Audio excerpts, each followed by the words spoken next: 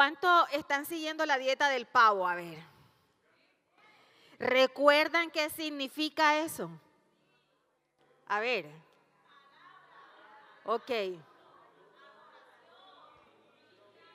Y oración. Esa es la dieta que nosotros estamos siguiendo, la dieta del pavo. Y en medio de esa dieta, nosotros en el mes de marzo estamos en el énfasis de uno de esos fragmentos de alimento que nos corresponde. Acá, como usted ve en el fondo, dice que tu palabra es verdad. El énfasis de todo el mes de marzo va a ser la palabra de Dios y vamos a estar hablando muy seguidito de lo que la palabra de Dios tiene para nosotros. Y yo hoy quiero empezar por esto, aunque ya en el tiempo de la vigilia lo tocamos, ¿verdad? Entonces la palabra de Dios va a ser el centro de todo este mes. Y es indispensable e importante que nosotros podamos como cristianos darle a la palabra de Dios el lugar que debe ocupar en nuestra vida. Es de suprema y vital importancia que la palabra de Dios vuelva a ocupar en nosotros ese sitio que solamente a ella le corresponde.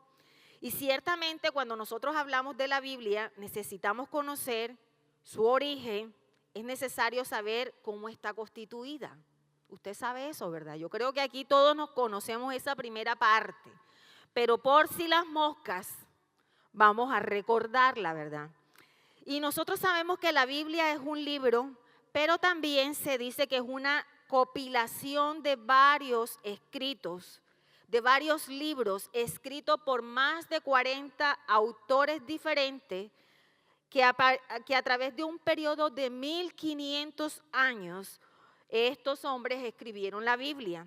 Fueron de diferente posición social, de diferente condición, campesinos, personas, pescadores, personas preparadas, pero una de las características, a pesar de la diversidad de personas que Dios utilizó para escribir la Biblia, que encontramos en este libro es que a pesar de ello, este libro tiene una unidad. Aunque hubo gente que escribió en periodos muy diferentes, no hay un libro que contradiga al otro. Todos mantienen una misma unidad, lo que nos lleva a pensar y a creer que este libro fue escrito o inspirado más bien por un solo ser que es Dios. Él movió a diferentes personas, les reveló su palabra y los llevó para que ellos escribieran lo que estaba en su corazón para nosotros hoy. Entonces, la palabra en español para referirse a la Biblia viene de la palabra griega que dice que es biblos, que significa libros. Pero en el hebreo se utiliza una palabra llamada biblión, que es una forma diminutiva de biblos y quiere decir pequeño libro. Entonces, eso es lo que nosotros tenemos hoy en nuestra mano. Y la Biblia, como usted y yo la conocemos hoy, está dividida en dos partes. ¿Cuáles son? A ver, Antiguo y Nuevo Testamento. La palabra testamento significa originalmente pacto. Y es un pacto que Dios hace con su pueblo, tanto en el antiguo, como en el Nuevo Testamento. El Antiguo Testamento está constituido por 39 libros. Y esos 39 libros se dividen en 4 partes. ¿Cuál es la primera? A ver. El Pentateuco. Está constituida por la ley o la Torá, que son los 5 primeros libros de la Biblia, que van de Génesis hasta Deuteronomio. Luego encontramos los libros históricos, que narran toda la historia de la travesía del pueblo de Israel, ¿verdad? Y van desde Josué hasta el segundo libro de Crónicas. ¿Lo dije bien, Javier? Yo tengo una pelea con mi esposo porque yo digo segunda de Crónicas y él me dice, no, eso está mal dicho. El segundo libro de Crónicas. Luego vamos a encontrar los libros poéticos constituidos, nosotros en el seminario estamos ahí, en Job, Salmos, Proverbios, Eclesiastés, Cantares y Lamentaciones. Posteriormente vamos a encontrar los libros proféticos, que se dividen en dos partes, profetas mayores y profetas menores. Los mayores van en Isaías, Jeremías y Ezequiel y Daniel. Son mayores porque son más extensos, no porque sean más importantes, realmente porque tienen mayor escritura. Y luego encontramos los profetas menores que van de Oseas hasta Miqueas, que son 12 libros si no estoy mal. El Nuevo Testamento está constituido por evangelios, que ya ustedes conocen que es Marcos, Mateo, Juan y Lucas. Vamos a encontrar un libro histórico que es el libro de Hechos, donde se narra la historia de cómo surgió la iglesia. Luego vamos a encontrar las cartas o epístolas, que están divididas en generales y paulinas. Y van desde el libro de Romanos hasta el libro de Judá. Y por último, vamos a encontrar un libro profético que es el Apocalipsis, que narra los tiempos finales. Ese es un resumen chiquititico de lo que es la Biblia, de la importancia que debe tener este libro para la vida de nosotros y que no debe ser un libro que nosotros tengamos olvidados en nuestra casa o que usamos de cuando en cuando. Nosotros lo llamamos el manual de vida. Pero qué tan cierto es que la Biblia está siendo su manual y mi manual de vida.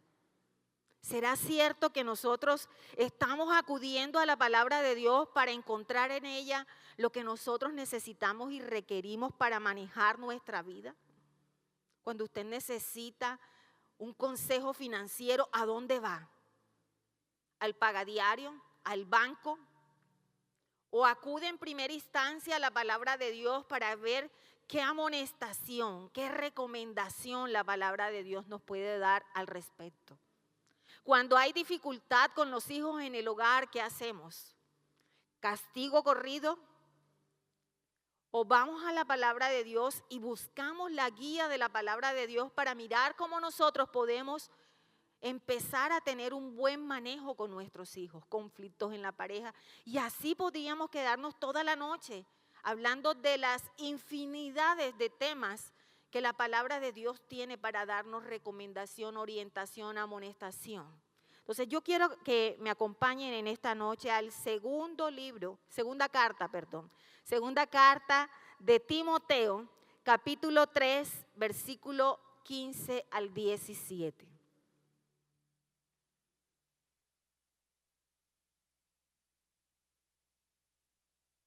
¿Lo tienen? Timoteo 3:15 dice lo siguiente: desde tu niñez conoces las sagradas escrituras y éstas te pueden dar la sabiduría que se necesita para la salvación mediante la fe en Cristo Jesús. La escritura entera es inspirada por Dios y es útil para enseñarnos, para reprendernos, para corregirnos, para indicarnos cómo llevar una vida justa. De esa manera, los servidores de Dios estarán plenamente capacitados para hacer el bien. Y este es un texto que a mí me encanta porque tiene unas riquezas y unas verdades que si nosotros las tomamos, las abrazamos y las ponemos en práctica, vamos a obtener muchos beneficios para nuestra vida. Y lo primero que yo pude ver en estos, tres versículos, es la importancia de aprender y de enseñar la palabra de Dios a las nuevas generaciones. No sé cuánto de eso nosotros estamos haciendo hoy. Y yo tengo una imagen grabada en mi cabeza cuando yo estaba muy pequeña, y aunque vengo de una familia bien católica, porque mi mamá es paisa, católica, apostólica y romana, tengo un recuerdo muy, muy gráfico de mi mamá sentada con nosotros haciéndonos la lectura de la Biblia. Y recuerdo que nos compró un libro que se llamaba mi historia bíblica. Y todas las noches mi mamá nos leía fragmentos de esa palabra. Y ese fue mi primer acercamiento con la palabra del Señor. ¿Quién lo empezó a hacer? ¿Quién lo empezó a dar o a traer a mi vida? Fue mi mamá. Y no sé qué tanto de eso hoy nosotros tengamos por costumbre con nuestros hijos. Yo no tuve hijos, pero tuve el privilegio de ser tía mamá. Tuve unos sobrinos muy cercanos y creo que algunos de ellos estuvieron más conmigo que con su mamá. Y yo no quise, desde que me hice cristiana, desaprovechar la oportunidad de poder sembrar en el corazón de ellos la palabra de Dios. Porque entiendo que la palabra de Dios puede y tiene la capacidad de ejercer un efecto beneficioso en la vida de todo aquel que se expone a ella. Y sabes que aunque los jóvenes terminen de pronto separándose por un momento del camino, la Biblia dice de que la palabra jamás vuelve vacía. La Biblia afirma que esa palabra dará su fruto en su tiempo, está sembrada allí. Y aunque nosotros no lo creamos o no lo podamos ver de pronto de manera inmediata, me garantiza el Señor que en su momento, cuando sea necesario, esa palabra va a reverdecer en el corazón por muy lejano que pueda estar. Y va a dar un fruto. Y yo estoy convencida que el fruto va a ser retomar el camino, retomar la relación con Dios, a pesar de los chichones que puedan tener en el camino. Pero Timoteo fue un joven cristiano gracias a que su mamá y su abuela, la Biblia dice que su mamá y su abuela sembraron la palabra en el corazón de Timoteo. ¿Estamos sembrando la palabra en el corazón de nuestros hijos? ¿Podremos nosotros decir con propiedad de que nuestros hijos serán cristianos porque usted y yo estamos haciendo la tarea como nos corresponde? Como padres, nuestra labor es vital en cuanto a esto. No podemos bajar la guardia. Usted como padre tiene la responsabilidad y tiene la oportunidad y el gran privilegio que Dios le está dando de sembrar la palabra de Dios en el corazón de sus hijos. Y sabe, esto no es una labor de la iglesia, no es una labor del colegio o del gobierno. Es una labor que tiene usted como papá. Nosotros simplemente somos coequiperos de viaje en cuanto a ayudar a que esa enseñanza que cada uno de sus hijos tiene en casa pueda ser más sólida. Cuando ellos llegan aquí a la iglesia, lo que nosotros hacemos es complementar un poco el trabajo que cada uno de ustedes como papá logra hacer en casa. La pregunta en esta noche sería, ¿estamos haciendo bien la tarea? ¿Le estamos dedicando el tiempo suficiente para enseñar la palabra de Dios a nuestros hijos? ¿O el trabajo, las ocupaciones, los afanes de la vida diaria nos están robando ese tiempo y nos están quitando esa oportunidad y ese gran privilegio? Entonces, lo primero que yo logro ver en esto que el apóstol Pablo quiere enseñarnos es recordarnos eso. Padres, tenemos esa responsabilidad y eso no acaba nunca, ¿oyó? Eso es un proceso que no termina jamás, porque yo he escuchado papás decir, no, es que ya yo se las enseñé, ellos están grandes. Ya ellos tienen la capacidad de decidir. Nunca se acalle nuestra voz para enseñar los principios de la palabra de Dios. Lo segundo que puedo ver es que la Biblia no es una colección de leyendas, cuentos, fábulas. La Biblia fue inspirada por Dios y por medio de su Espíritu Santo. Quiero que me acompañe a segunda carta de Pedro, capítulo 1, versículo 20.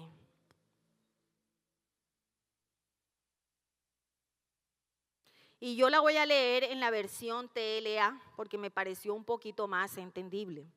Dice, pero antes que nada deben saber que ninguna enseñanza de la Biblia puede explicarse como uno quisiera. Ninguna enseñanza de la Biblia se puede explicar como uno quisiera. Ningún profeta habló por su propia cuenta. Al contrario, todos ellos hablaron de parte de Dios y fueron guiados por el Espíritu Santo. Fue el mismo Dios quien originó y creó su palabra. Como decía al inicio, inspiró a hombres en diferentes épocas, de diferentes condiciones, para que pudieran plasmar lo que estaba en la mente y en el corazón del Señor. Fue el Señor quien la trajo y la hizo vida. Porque por ahí se levantan muchos cuentos, muchas fábulas que tratan como de tergiversar esa verdad. Y nosotros como cristianos no podemos negar el origen de la palabra. Y no podemos poner en duda que la palabra de Dios ha sido inspirada por Él a través de su Espíritu Santo, utilizando a diferentes hombres. Ahora, allá en el capítulo 15 de la segunda carta de Timoteo, habla de cuál es el propósito de la palabra. ¿Por qué Dios crea la palabra? ¿Para qué nos las presenta? Y me gusta porque ese texto dice, la escritura entera, versículo 16, es inspirada por Dios y es útil para enseñarnos, para reprendernos, para corregirnos y para indicarnos cómo llevar una vida justa. De esta manera, los servidores de Dios estarán plenamente capacitados para hacer el bien. Y empieza ese versículo diciendo de que la palabra de Dios busca enseñarnos. ¿Y enseñarnos qué? Enseñarnos los principios, las normas, las reglas que Dios tiene establecido en la Biblia. Para que nosotros podamos abrazarlas, para que nosotros podamos conocerlas, ajustarnos a ellas y tener una mejor vida. Ahora la pregunta sería, ¿conocemos esos principios? ¿Conoce usted esas normas? ¿Conoce usted esas reglas de vida que el Señor nos ha dejado allí? O tal vez pudiéramos contestar por partes, a medias. Conozco la que aquí en la iglesia me han compartido, la que le he escuchado a mi líder o la que le he escuchado al pastor. Pero el propósito de Dios no es ese. Dios desea que cada uno de nosotros podamos acudir a la palabra y encontrar la verdad que está en ella.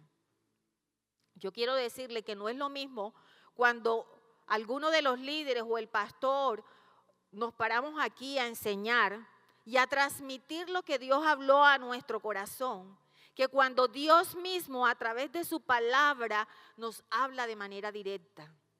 El efecto no es igual. Y nosotros no podemos desaprovechar esa oportunidad.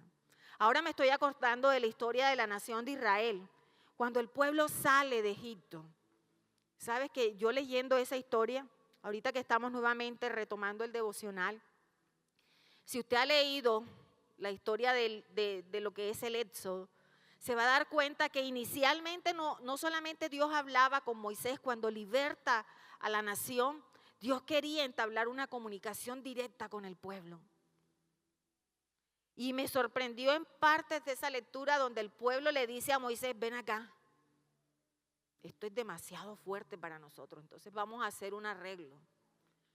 Tú vas y te presentas con Dios, hablas con Él, recibes la revelación de Dios y después nos las comunicas a nosotros. Y nosotros la seguimos. Y sabes, cuando yo me encontré con eso, tengo que reconocer que el Señor me sacudió, porque me hizo ver que muchas veces nosotros somos así. Nosotros preferimos que Dios le hable a otro, que otro pague el precio, que otro vaya y entre en lo íntimo, en lo secreto y se encuentre con ese Dios y obtenga la revelación de Dios y después nos la comunique a nosotros. Es más fácil. Ay, es que levantarme a las 5 de la mañana, esperé, eso me cuesta mucho. O acostarme tarde, difícil porque trabajo todo el día y a lo largo del día no tengo tiempo. En cambio, el pastor tiene todo el día para eso. Dios lo llamó para eso. Él lo puede hacer y después me lo cuenta. Y la nación se perdió la oportunidad y el privilegio de escuchar directamente de Dios. Y a algunos de nosotros nos pasa lo mismo. Cuando usted y yo nos negamos a ir a la palabra de Dios y manosearla y profundizar lo que la palabra de Dios dice, estamos teniendo la misma actitud que la nación de Israel. Estamos teniendo la misma actitud. Y nos estamos perdiendo del privilegio de que Dios nos hable de manera clara y directa. De que Dios traiga esa revelación fresca a cada uno de nosotros. Entonces el propósito es enseñarnos esas reglas que Dios tiene, esas normas y esos principios para que podamos vivir conforme a ellos. Y no solamente eso, dice, ayudarnos. Hablaba con Angie, ¿cuántas veces nos hemos sentido desfallecer? ¿Cuántas veces usted y yo hemos querido tirar la toalla y no más, no voy más al bate? Pero cuando me acerco, me expongo a la palabra de Dios, encuentro la ayuda de Dios para levantarme, para retomar fuerzas, para sobreponerme sin importar cuál sea la situación, cuál sea el problema. Y dice, nos ayuda, pero también nos corrige. ¿Y cómo nos está corrigiendo en este tiempo de ayunos, verdad? 21 días de ayuno, pero desde que empezamos, hoy creo que completamos los primeros 8 días, perdón. Y han sido una revelación de Dios. Yo no sé usted, pero Dios me ha hablado de una manera. Yo he ayunado muchas veces, pero yo le decía a mi esposo de que este ayuno ha sido para mí especial. Porque todos los días hay algo nuevo de Dios, pero también hay una palabra de Dios a mi vida, permitiéndome ver áreas que pensaba que estaban bien, que estaban resueltas, pero que cuando me expongo a la verdad de la palabra que todos los días hay, el Señor me deja ver que algunas todavía no están tan resueltas como yo creía y que necesito ajustar. Necesito trabajar en ello. Nos corrige, nos hace ver el camino y lo equivocados que podemos estar. Dice que no solamente nos corrige, sino que nos muestra cómo vivir y nos entrena para hacer lo bueno, para hacer lo correcto. Y esa es la parte que me pareció más especial cuando allá en Timoteo dice que nos enseña cómo vivir. Y no a vivir a la manera que nosotros veníamos acostumbrados como a nosotros nos parecía, sino vivir de acuerdo a lo que Dios espera de nosotros como su pueblo. Porque quiero decirle que por el simple hecho de hacer parte de la familia de Dios, nosotros tenemos una condición de vida distinta que el resto de la gente. En Costeñol no somos como las demás chancletas. Usted y yo no somos como las Cauchosol. Yo soy una fila, una dita, una marca única y especial. Hacemos parte de la familia de Dios y por consiguiente necesitamos que la gente allá afuera pueda ver que la vida suya y mi vida son distintas a como el común de la gente vive. Entonces, la palabra de Dios nos muestra cómo vivir como hijos de Dios, conforme al llamado de hijos de Dios que tenemos. Vamos a Hebreos capítulo 4, versículo 12.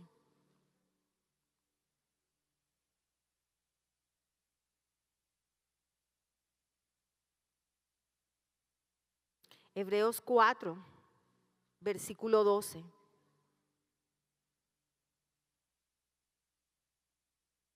Dice, la palabra de Dios es viva y poderosa.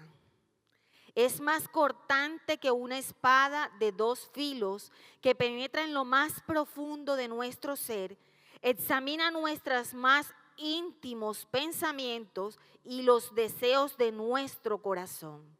Voy a leer un poquito más abajo. Nada de lo que de lo que Él ha creado, puede esconderse de aquel a quien tendremos que rendir cuenta de nuestros hechos. Y dice, la palabra de Dios es poderosa, es vida. Y nosotros tenemos que empezar a mirar el valor que la palabra de Dios, y cuando decimos que es poderosa, no es porque provenga solamente de Dios, sino que hay poder en la palabra. Ahorita me estoy acordando de mi amiga Vivian, una gran amiga que yo tengo en Cartagena, y ella estaba el año pasado en Barranquilla, y ella tiene un carro de alta gama. Cuando digo de alta gama, es alta gama. Y su hija estaba en un cumpleaños con un grupo de amigas, y ella fue a las 12 de la noche a recoger a la muchachita y a las amiguitas para llevarlas a la casa, a sus casas, y llevar a su hija a su casa. Cuando ella está esperando que las chicas terminen de subir al carro, la cerró otro carro y se bajaron dos tipos bien armados y le apuntaron con las armas, le quitaron la llave del carro, las despojaron de todas las pertenencias, las bajaron del carro y se subieron, se querían llevar el carro. Y ella me dice, mira, yo no sé de dónde me salió, pero yo empecé a decir, hay poder en la sangre de Cristo. Y yo gritaba eso como loca, hay poder en la sangre de Cristo. ¿Y qué pasó? No sé. No me preguntes, pero ese tipo no pudo encender el carro. Por más que lo intentó, por más que quiso hacerlo de infinidad de maneras, no pudo encenderlo.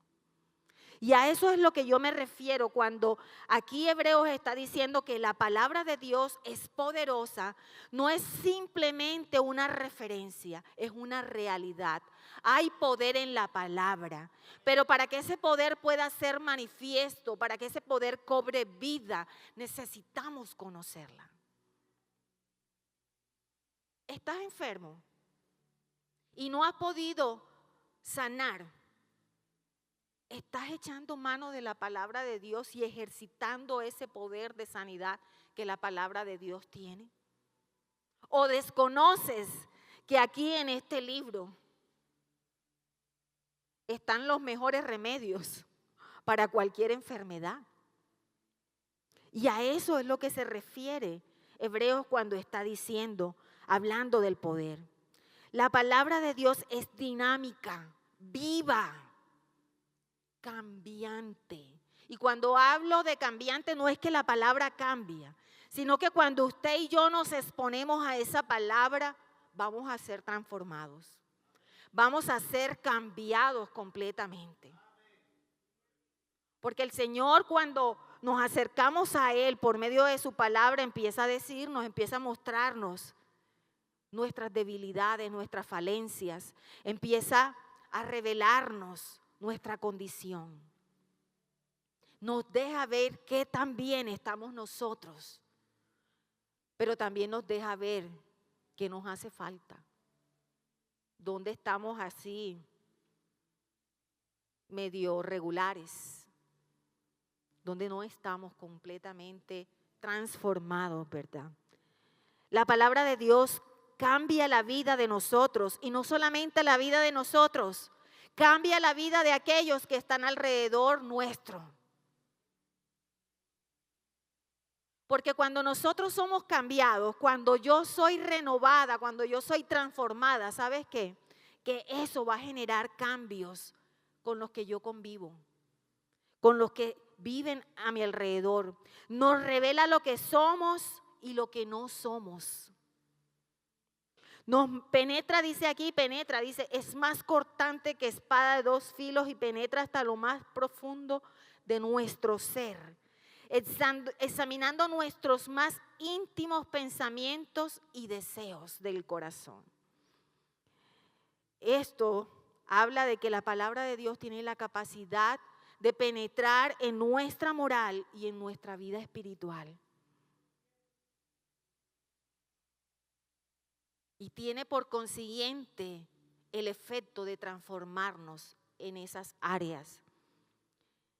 Nos da discernimiento para lo bueno y para lo malo, para tomar buenas o malas decisiones.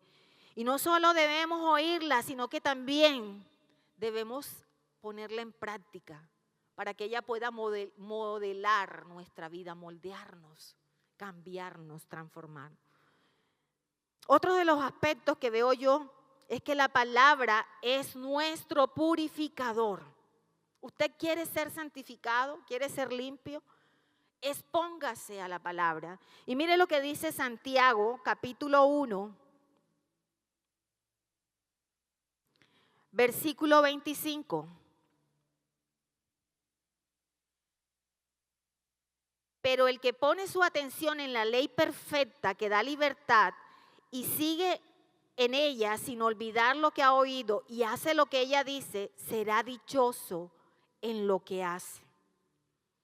Entonces, es ese purificador que a pesar que nosotros no somos perfectos, que a pesar que todavía tenemos falencias, la palabra de Dios tiene el poder de liberarnos de todas aquellas cosas que estorban, de todas aquellas cosas que pueden impedir nuestro andar, nuestro caminar con el Señor.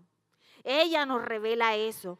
Es la palabra que nos permite reflexionar y nos permite, como dice en este texto, si usted continúa, si lo lee más arriba, se va a dar cuenta que dice que la palabra de Dios es como un espejo donde nosotros podemos vernos y podemos mirar qué tan bien estamos. Y es aquí donde la Biblia nos deja ver quién es Cristo y nos permite que nosotros podamos mirarnos a través de la persona de Cristo y compararnos qué tanto nos estamos pareciendo nosotros a Jesús, o qué tanto nos hace falta, o qué tanto no tengo de Jesús. Porque la Biblia es quien nos muestra y nos revela esto. Es nuestro purificador.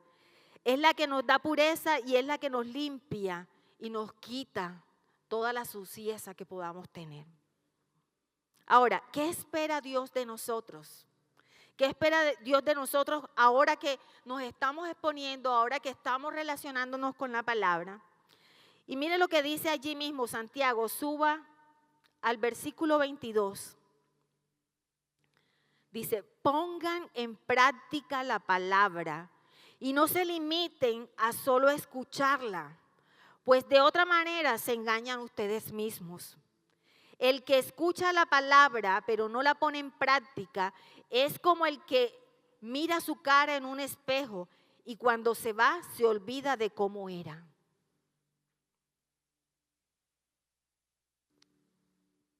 Y cuando yo leía esto, pude entender de manera clara que Dios espera que no solamente escuchemos la palabra, que Dios espera que usted y yo obedezcamos la palabra. No basta con escucharla, no basta con leerla, es necesario vivirla, es necesario obedecerla. Es importante saber lo que la Biblia dice, pero es más importante obedecerla. Yo conozco muchos cristianos que se sabe la Biblia al derecho y al revés, pero no tiene una concordancia entre el conocimiento y la práctica, porque en la práctica se rajaron, pura letra. La Biblia dice que la letra mata, pero el espíritu vivifica. Y cuando nosotros estamos enchufados con Dios, conectados con ese Espíritu Santo, el resultado inmediato es que cuando me expongo a la palabra y la recibo, soy confrontado y me veo en la necesidad de empezar a caminar y a cambiar conforme la Biblia me va mostrando, conforme la Biblia me va diciendo. Porque si no seremos como lo describe aquí, como gente que se ve en el espejo, se da cuenta que tiene la mancha, pero con las mismas sigue y sigue con su suciedad. Dios espera que nosotros podamos ser oidores, pero más que oidores, hacedores de esa palabra, que podamos vivirla, que aprendamos de lo que otros han vivido. Ustedes saben que allí dice que todas estas cosas fueron escritas para dejarnos a nosotros un recordatorio. O sea, lo que vivió Moisés, David, Abraham, todos esos personajes. No es para que nosotros tengamos la información de la historia de la nación de Israel. Es para que nosotros podamos aprender de los errores que el pueblo de Israel cometió. Pero aún así, somos tercos. Somos tercos. Y experimentamos en cabeza propia. Cuando pudiéramos tomar el ejemplo sin necesidad de pasar por ahí, sin necesidad del dolor, sin necesidad de la reprensión, del ajuste que Dios pueda hacernos. Entonces, necesitamos aprender de lo que otros vivieron. Eso nos ayuda en el hoy. La invitación es a recordar las lecciones de la nación, del pueblo, para nosotros poder vivir de acuerdo a ello. La clave es recordar que cuando estudiamos la Biblia con regularidad, cuando nosotros disponemos de nuestro tiempo a invertir en el estudio de la palabra y aprendemos de esto, eso se va a ver reflejado en nuestro comportamiento y en nuestras actitudes. ¿Cómo estamos viviendo? La manera como usted y yo estamos viviendo puede hacer que otros hagan una lectura de cuánto usted y yo estamos recurriendo a la Biblia. Porque si usted dice que lee la Biblia, pero sigue mintiendo, si usted dice que acude a la Biblia, pero sigue robando, pero si usted dice que lee la Biblia, pero no perdona, es el reflejo nuestra vida. Si hay un estudio profundo de la palabra, ese tiene que verse reflejado en nuestro ser, en nuestra vida. Entonces, quiero terminar con el Salmo 119. Salmo 119. Y si usted se ha leído ese salmo, es uno de los escritos que más referencia a la palabra tiene. Versículo 105. Ese no la sabemos todito. Lámpara es a mis pies tu palabra y lumbrera mi camino. En esta versión dice, tu palabra es una lámpara a mis pies y una luz en mi sendero. ¿Qué tan iluminado está nuestra vida hoy? Podríamos decir como el salmista que la palabra de Dios es la que nos está guiando. Podríamos afirmar que es la luz que alumbra cada paso que damos, que ilumina cada decisión que vamos a tomar, que nos guía en medio de las relaciones con los demás. Podríamos decir que la palabra de Dios hoy está ocupando el lugar de relevancia y de importancia. La invitación de Dios en esta noche es a que cada uno de nosotros pueda examinar qué lugar está ocupando la palabra de Dios en nuestra vida. Y si la hemos dejado olvidada o la tiene abierta en la casa, en el Salmo 119, desempólvela. Es tiempo de apropiarnos de ella, es tiempo de tomarla en nuestras manos, es tiempo de devorarla, pero es tiempo de vivirla.